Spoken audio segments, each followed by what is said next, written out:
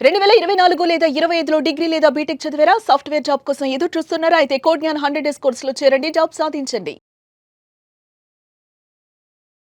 Welcome to Suman TV. నేను మీ Suman TV. Trump ప్రపంచ ఆయుధ పోటీని పెంచుతున్నారా? ఎందుకంటే ఈ మధ్య కాలంలో అతను చేస్తున్నటువంటి కొన్ని స్టేట్మెంట్స్ కానివ్వండి, ప్రవర్తన కానివ్వండి, మీడియాలో రకరకాలుగా అతనికి సంబంధించినటువంటి విశేషాలు మనం చూస్తూ ఉన్నాము. ఈ ఎంటైర్ ఎపిసోడ్లో కనుక మనం చూస్తే ఏ విధంగా ఉండేటువంటి అవకాశం ఉంది అనేది ఈరోజు మనతో పాటు హైకోర్టు అడ్వకేట్ అలాగే రవీంద్రనాథ్ గారు ఉన్నారు. అది వారి మాటలోనే తెలుసుకుందాం. Hello sir. హాండి నాగరాజ్ గారు, ట్రంప్ చేసేటువంటి కొన్ని అంటే ప్రవర్తన నియమావళి గురించి మీ ఒపీనియన్ ఏంటి? మీరు అన్నట్టుగా ప్రవర్తన నియమావళి, అలాంటి నియమావళి అంటూ మాకేమీ లేదని చెప్పి ట్రంప్ గారు రోజుకొక ప్రకటన ద్వారా నిరూపిస్తున్నారు. డిసెంబర్ 4వ తారీఖుల్లో వెనిజులా మీద అటాక్ చేసి వెనిజులా అధ్యక్షుడిని ముదురోని ఎప్పుడైతే ఆయన స్వాధీనపరుచుకున్నారో, అంటే ఒక అర్ధరాత్రి పూట, అంటే తెల్లవారుజామున 1:30-2 గంటల సమయంలో, డిసెంబర్ 4వ తారీఖు అనుకుంటాను, సబ్జెక్ట్ ద కరెక్షన్, ఆ రోజుల్లో ఎర్లీ మార్నింగ్ అరౌండ్ 1:32 o'clock ఎక్కడ ఎటువంటి యుద్ధం లేకుండా, ఎవరొక్క ప్రాణహాని లేకుండా స్ట్రైట్ అవే అమెరికా న్యూయార్క్ నుంచి ఫ్లైట్స్ వెళ్ళాయి, యుద్ధ విమానాలు వెళ్ళాయి. వెనిజులా అక్కడ ఎక్కడైతే ఆ వెనిజులా అధ్యక్ష భవన్ ఎక్కడ ఉంటుందో అధ్యక్ష భవన్ దగ్గర ల్యాండ్ అయింది. ల్యాండ్ అయిన తర్వాత ఆయన ఇంట్లో తన భార్యతో ఉన్నటువంటి ఆ ముదురో, ఎవరైతే వెనిజులా ప్రెసిడెంట్ ఉన్నాడో ముదురోని 1:32 o'clock యాజ్ టీజ్గా ఒక గద్ద ఎలా అయితే తీసుకొచ్చేస్తుందో, చిన్న కోడిపెట్ట ఎట్లయితే ఒక కోడిపిల్లని అయితే తీసుకొస్తుందో, తిన్నగా ఎటువంటి లేకుండా, అంటే ఆ వ్యక్తిని వాళ్ళ భార్యని ఇద్దరిని కూడా కళ్ళ గంతలు కట్టి మళ్ళీ యుద్ధ విమానాలు తీసుకుని మళ్ళీ న్యూయార్క్ నగరానికి వచ్చేసారు. మొత్తం అంతా కూడా 90 నిమిషాల్లో పూర్తి అయిపోయింది. ఇది మనం ఎప్పుడో రెండో ప్రపంచ యుద్ధ కాలంలో పెరల్ హార్బర్ మీద జరిగిన సంఘటన తర్వాత అత్యంత విషాదకరమైన, అత్యంత భయాన్ని కొలిపేడు, ప్రపంచ దేశాల భయాన్ని కొలిపేట సంఘటన నేను డిసెంబర్ 4వ తేదీ నాడు చేసిన ట్రంప్ గారి యొక్క ఆ స్టేట్మెంట్ చూసిన తర్వాత నాకు అనిపించింది. వ్యక్తిగతంగా మీకు చెప్తున్నాను నాగరాజ్ గారు. అక్కడ 4వ తారీఖు ఉదయం 2:30 ముదురోని తన ఫ్లైట్లో, అంటే ఇది అమెరికా చెందిన యుద్ధ విమానాలు ఆయన చేసి, మేము వెనిజులాను ఆక్యుపై చేసుకున్నాం, వెనిజులా కూడా మా దేశమే అని నిర్ద్వందంగా ప్రకటించుకోవడం. ప్రపంచ దేశాలన్నీ కూడా తెల్లవారులే చూసేసరికల్లా ఏం జరిగిందో అర్థం కాలే. ఆలోచించుకునే సమయానికి ఒక ప్రెసిడెంట్ ఈరోజు అక్కడ అమెరికాలో ఒక బందీగా ఉన్నాడు ఆయన ముదురో. దీని కారణాలు ఆయన చెప్పింది ఏంటి? అక్కడ ఏదో డ్రగ్స్ మాఫియా ఇటువంటివన్నీ కూడా వెనిజులా పెంచి పోషిస్తూ అనేక సందర్భాల్లో మేము హెచ్చరించాం, కానీ ఆయన అరికట్టట్లేదు. ఈరోజు అమెరికాలో ఉన్నటువంటి ఈ డ్రగ్స్ మాఫియాలు అన్నిటికి కూడా వెనిజులా పోషిస్తుంది, కాబట్టి మేము వెనిజులాని మేము పూర్తిగా తీసేసుకున్నామని చెప్పి ఆ అధ్యక్షుడిని బంధించడం. ఇది ఎంతవరకు సమంజసం? దీని మీద ప్రపంచ దేశాలన్నీ కూడా పూర్తిగా విస్మయాన్ని వ్యక్తం చేశాయి. నెంబర్ 2 ఏంటంటే, ఇది ఏదో రాబోయే ఒక చెడు శకునానికి నాందివాచకం అన్నట్టుగా కూడా మాట్లాడడం. నో డౌట్ అండి. ఎగ్జాక్ట్లీ. ఇది వెనిజులా ఒకటే కాదని ఆయన ఆ రోజు స్టేట్మెంట్ ఇచ్చింది కూడా అంటే, ఇది వెనిజులాతో ప్రారంభమైంది, మేము మెల్లగా గ్రీన్లాండ్ తీసుకుంటాం, అదేవిధంగా కెనడాని తీసుకుంటాం, మెక్సికోని తీసుకుంటాం, అంతేకాకుండా ఇరాన్ని కూడా తీసుకుంటాం. ఇరాన్లో అంతర్యుద్ధం జరిగింది. అంటే ఆ దేశపు రాజు దీన్ని మద్దతు తెలిపాడు. ఆ దేశపు ప్రధానమంత్రి మీద, ఆ దేశపు అధ్యక్షుల మీద అతన్ని చేస్తే, అమెరికాలో ఉన్నటువంటి ఇరాన్ అధ్యక్షుడు దానికి అమెరికా యొక్క మద్దతు తెలిపితే, అక్కడ నిరసనకారులకు మద్దతు తెలుపుతూ, నిరసనకారులకు కానీ ఏమైనా జరిగింది అంటే పూర్తిగా ఇరాన్ యొక్క అంతర్ విషయాల్లో కూడా మేము కల్పించుకుంటామని చెప్పడం. ఇక్కడ మన 2 కోణాల్లో చూడాలి నాగరాజు గారు. వెనిజులా కూడా ఒక స్వతంత్ర దేశం, వెనిజులా కూడా స్వతంత్రంగా ఆయుధ సంపత్తి ఉంది.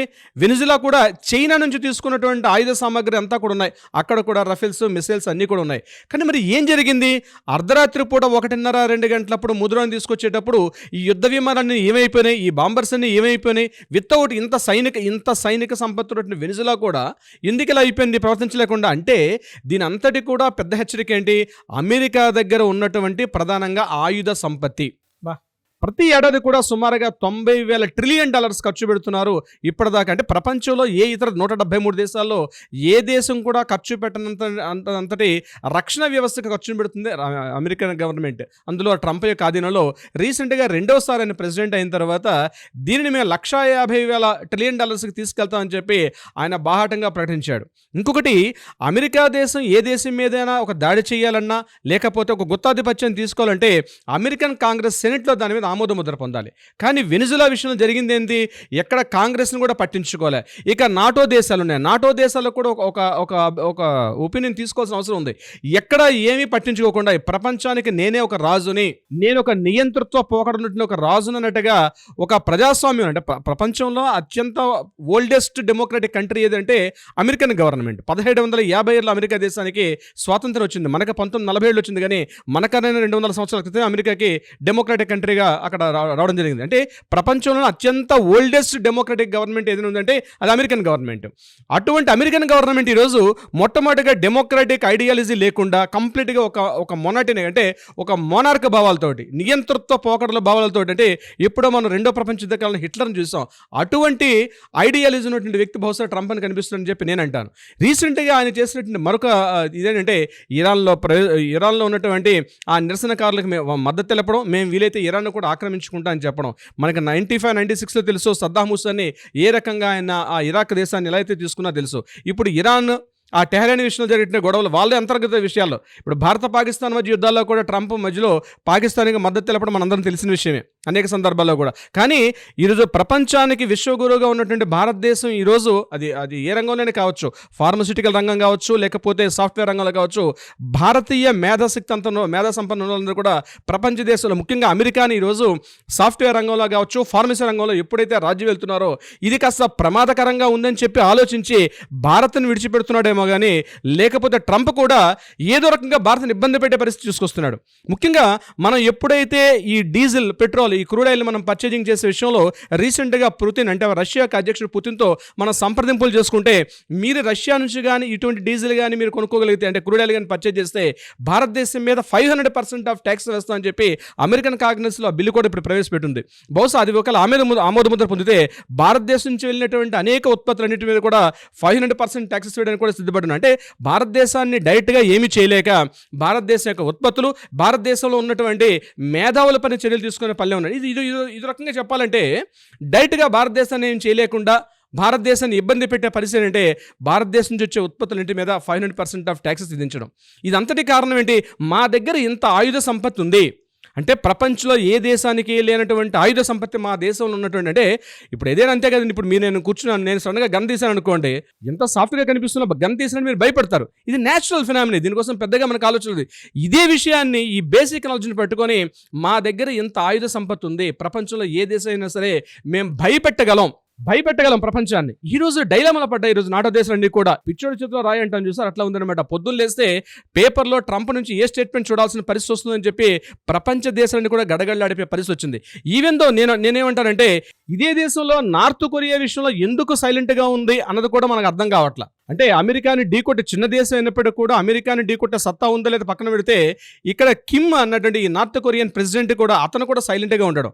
కానీ డే బై డే చూస్తుంటే ఆయుధాలు మాత్రం విపరీతంగా పెంచి పోషిస్తున్నటువంటి ట్రంప్ యొక్క విధి విధానాలు ప్రపంచ దేశాలన్నీ కూడా ఆశ్చర్యపరుస్తున్నాయి. ముఖ్యంగా ప్రపంచంలో ఉన్నటువంటి 7 ఖండాల్లో ఉన్న దేశాలన్నీ కూడా 2 పార్ట్స్గా డివిజన్ అయ్యే పరిస్థితి కూడా వచ్చింది. అంటే ఇప్పటివరకు ఎలా ఉంది? యూరోపియన్ దేశాలు ఎంతో కొంత మద్దతు తెలిపాయి ఇప్పటివరకు అమెరికాని. కానీ ఇప్పుడు యూరోపియన్ కంట్రీస్ అన్ని ఒక పార్టీగా డివిజన్ అయిపోయి, అట్లాంటిక్ కంట్రీస్ అంటే అమెరికన్ కంట్రీస్ అని ఒక పార్టీగా, ఈ నార్త్ ఈస్టర్న్ అంటే మన తూర్పు ఆసియా దేశాలు అంటాం మన ఈస్ట్ ఏషియన్ కంట్రీస్ అన్ని కూడా ఒక పార్టీగా అవుతున్నాయి. ఏషియన్ కంట్రీస్లో కొన్ని ఒక ఐడెంటిటీ ఉందంటే ఇక్కడ మళ్ళీ చైనా కూడా ఇక్కడ పెద్దన్న పాత్ర పోషిద్దాం. అంటే అమెరికా ప్రాబల్యాన్ని తగ్గిద్దాం అని చెప్పి ఎప్పటికప్పుడు చైనా కూడా ప్రయత్నించడం. అంటే ప్రపంచం అంతా కూడా 3 ముక్కలయ్యే పరిస్థితిగా కనిపిస్తుంది. యూరోపియన్ దేశాలు ఒక పార్ట్ అవుతాయి, అమెరికన్ దేశాలను ఒక పార్ట్ అయితే ఆసియన్ దేశాన్ని కూడా ఒక పార్ట్ అయ్యే అవకాశం ఉంటుంది. బహుశా ఈ రోజు ట్రంప్ యొక్క విధానాల్లో కానీ మార్పు రాకపోతే ఇంకా ఆయనకి ఇంకో 3 సంవత్సరాల ఇంకో టర్మ్ ఉంది ఆయనకి. ఇప్పుడు జరిగింది ఓన్లీ 1 ఇయర్ పాటు అయింది, ఇంకా 3 ఇయర్స్ టర్మ్ ఉంది. ఈ 3 ఇయర్స్లో ఇంకెన్ని చూస్తామో తెలియదు.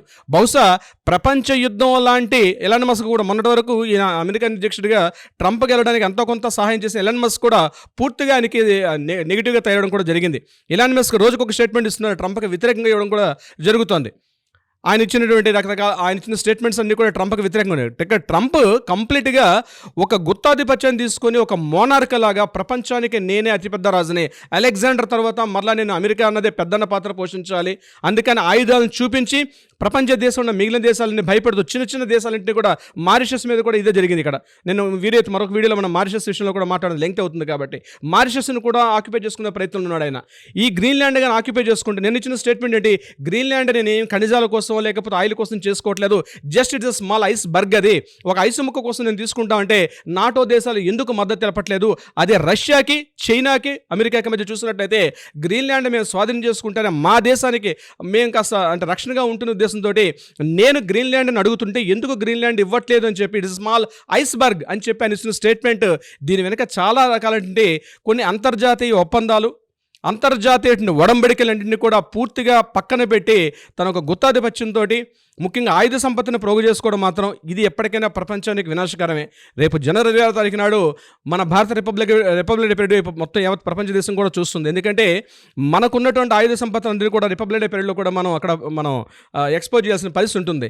రిపబ్లిక్ డేలో ఇప్పటికే మన భారత సైనికాధికారులు డాగ్స్తో ఉన్నటువంటి కొన్ని మెషిన్ గన్స్ని చూపించడం జరిగింది. జస్ట్ ట్రయల్ వెర్షన్ విడిచిపెట్టారు.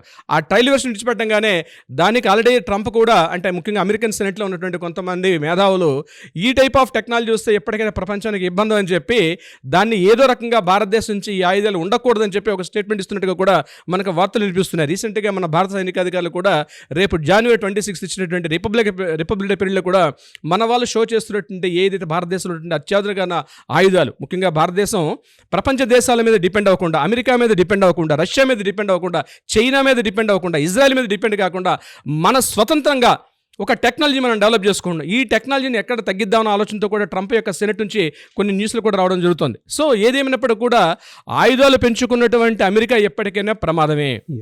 ఇది ప్రపంచ మేధావులు చెప్తున్న విషయం. మార్టిన్ లూథర్ కింగ్ నుంచి అబ్రహాం లింకన్ దగ్గర నుంచి కూడా ఆయుధాలు కాదు, ప్రపంచ దేశాల మధ్య శాంతి సౌభ్రాతృత్వం కావాలి. నాకు నోబెల్ శాంతి బహుమతి ఇవ్వలేదు, నేను అనేక దేశాలతో చేసేటప్పుడు నాకు శాంతి బహుమతి అడిగాను, నేను 7 దేశాలకు యుద్ధాలు రాకుండా ఆపాను కాబట్టి నాకు శాంతి బహుమతి రావాలి, నోబెల్ పీస్ అవార్డు ఇవ్వాలి, నాకు ఇవ్వకుండా చేశారని చెప్పి మనకి ట్రంప్ కూడా మాట్లాడడం ఎంత హాస్యాస్పదంగా ఉందంటే నాగరాజు గారు, పిచ్చోడి చేతిలో రాయ్ అని నేనైతే స్పష్టంగా చెప్పగలుగుతా నాగరాజు గారు. ఎస్ అండి, అంటే దీనిపై మన ఆడియన్స్ ఏం మాట్లాడతారనేది కామెంట్ బాక్స్లోనే చూద్దాం. థ్యాంక్ యూ అన్న, thank you so much Alagari Ravindranath గారు. Thank you so much Nagaraju గారు.